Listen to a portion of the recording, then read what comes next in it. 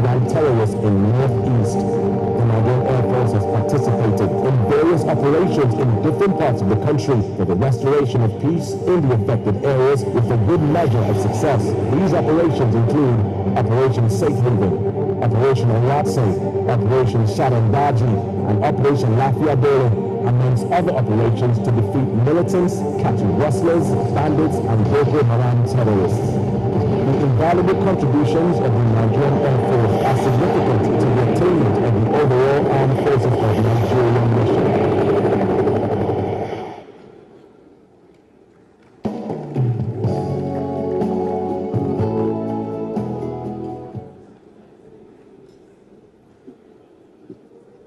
To make the presentation of this award, I would like to invite the 4th Police Public Relations Officer, DCP Frank Mba, up to the stage.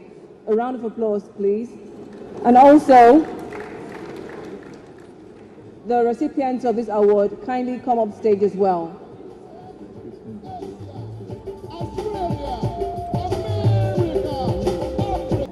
Sorry for the mix-up. Sorry for the mix-up.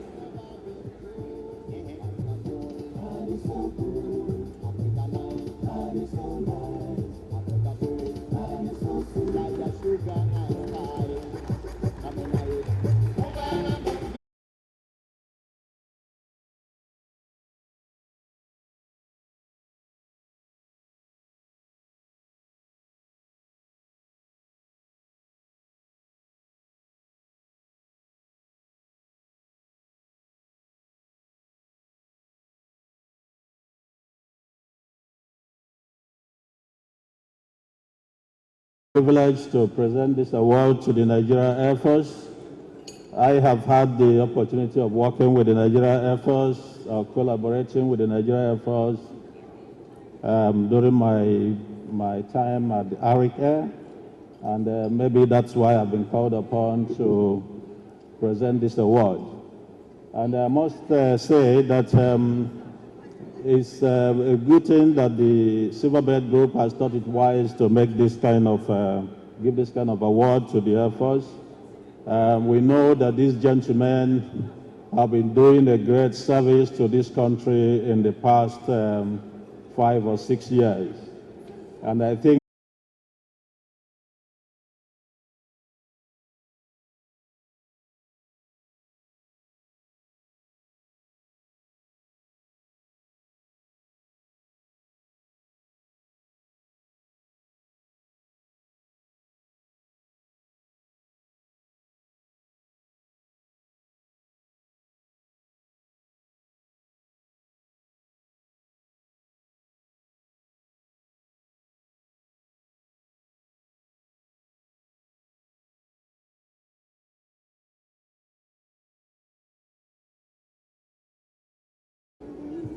the complexity of the job we do. And I know, even like we have seen in so many of the clips this evening, because of our foray into the political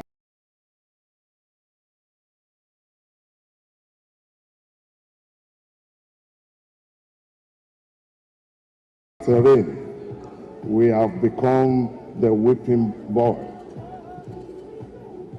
So, when few times like this, we are honored, it is a great privilege. We really, really, really appreciate moments like this.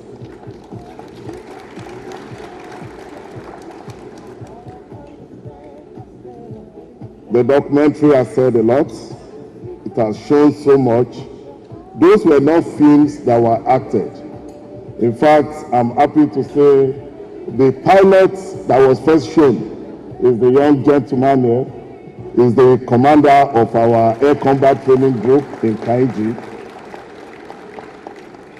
And that monster with 4 engines, moving a lot of items. This is the commander of the group, the C-130 Hercules. And one of the pilots strolling into the Alpha Jet is the last gentleman there, who is the commander of the strike group in the Nigerian Air Force based in Yola. All of these gentlemen have truly paid the price. And Nigerian Air Force is one of the most gender-sensitive establishments in this country. We have given opportunity for women to prove their worth. The lady standing here, we did not just pick her from the university. She went through the Nigerian Defense Academy for 5 years, did what all of us here have done. And she has distinguished herself. She's standing here on behalf of her colleagues, finished from the Defense Academy. Today, she's an intelligence, surveillance, and reconnaissance pilot. She has been in the Northeast for I think since 2018, right? Since 2018, she's been serving in the Northeast, in Maiduguri.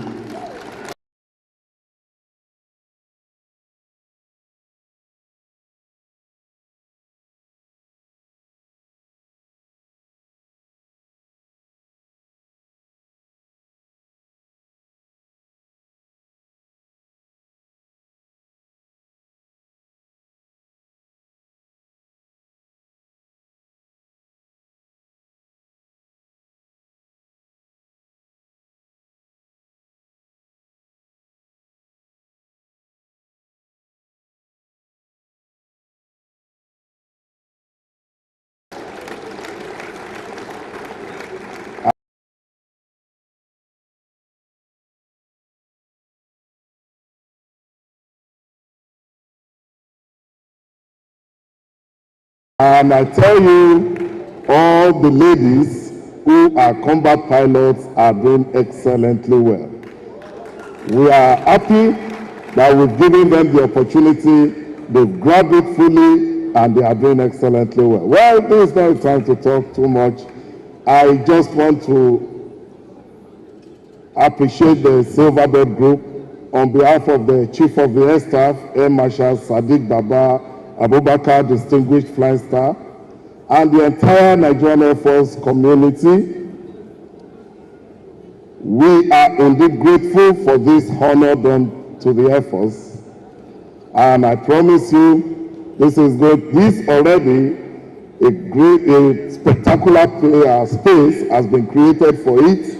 As you enter the headquarters, Nigerian Air Force, that's where it's going to sit, to remind everyone that the Silverbird Group have recognized us, the much we are doing, and they have said, well done. And this is going to spur us on to do much more. Thank you. God bless.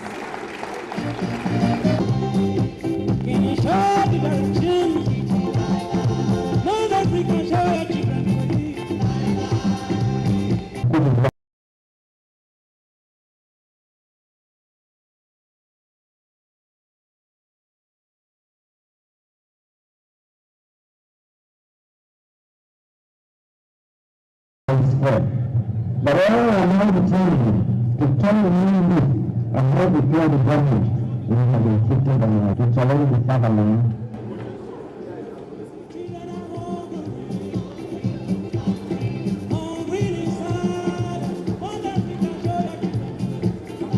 We'll take a brief pause from the awards and invite on stage the chairman, Silverbird Group, Senator Ben Morris. It is tough, doesn't mean you can't do it. The biggest problem we've had in Nigeria today is the leadership we've had in Nigeria. We need the opportunity for all Nigerians to be successful. 50 cows with 10 guys with no shoes, with AK-47, killing innocent people, and you cannot trace them and arrest one person. If you were destined to win, you will win.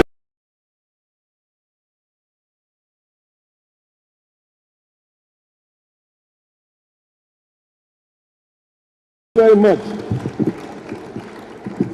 Thank you very much. Let me say how honored I am to be here today. It's been a long night, so I'll try to be quick.